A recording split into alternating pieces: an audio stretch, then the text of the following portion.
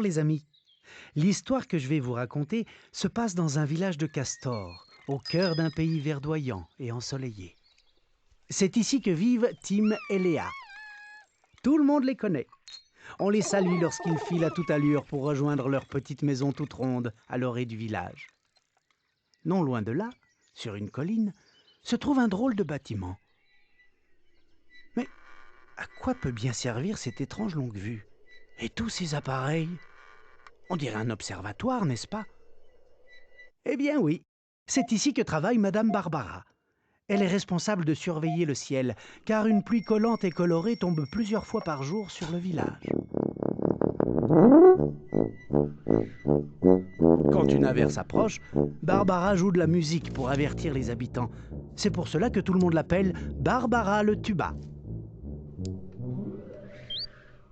Dans le village, on a l'habitude de ces pluies.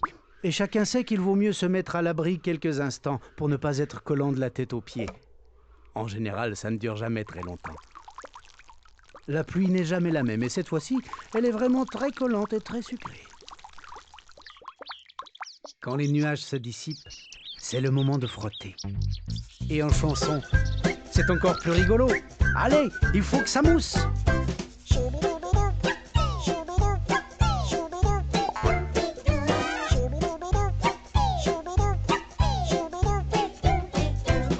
Mais cet après-midi-là, Tim et Léa n'ont pas du tout envie de nettoyer.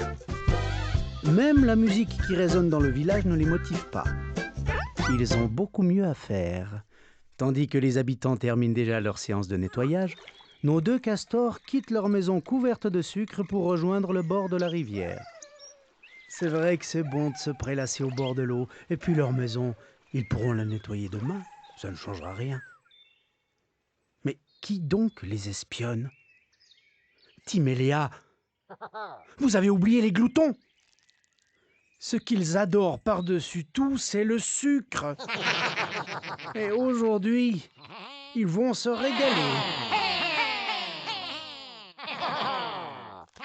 Ce n'est pas tous les jours qu'il y a autant à manger dans ce village. Alors les gloutons en profitent et se jettent sur la maison de Tim et de Léa.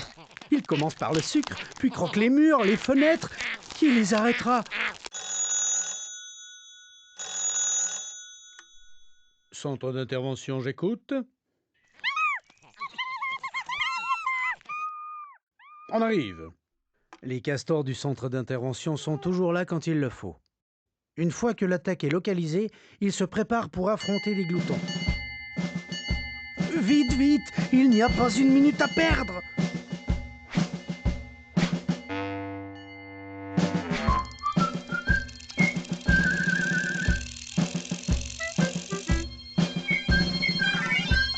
Tous les moyens sont bons pour déloger les affamés et leur faire passer l'envie de revenir.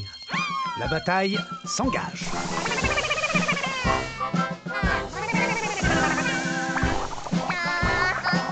Les gloutons tentent de résister, mais les castors sont les plus forts. Et c'est la fuite.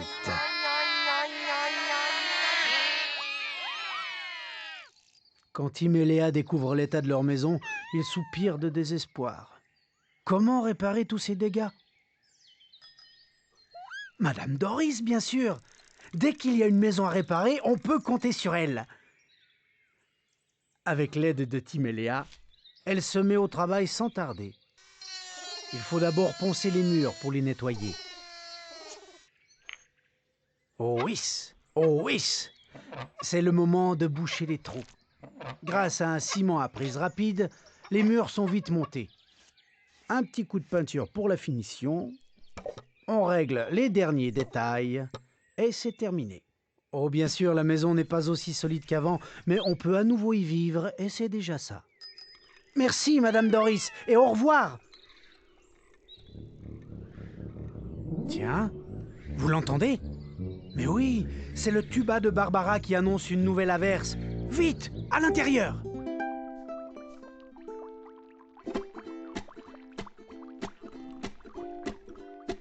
Après cette aventure, Tim et Léa se jurent de nettoyer leur maison après chaque pluie collante.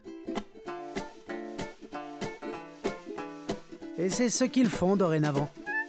aux grandes dames des gloutons qui sont partis ailleurs pour chercher de quoi grignoter.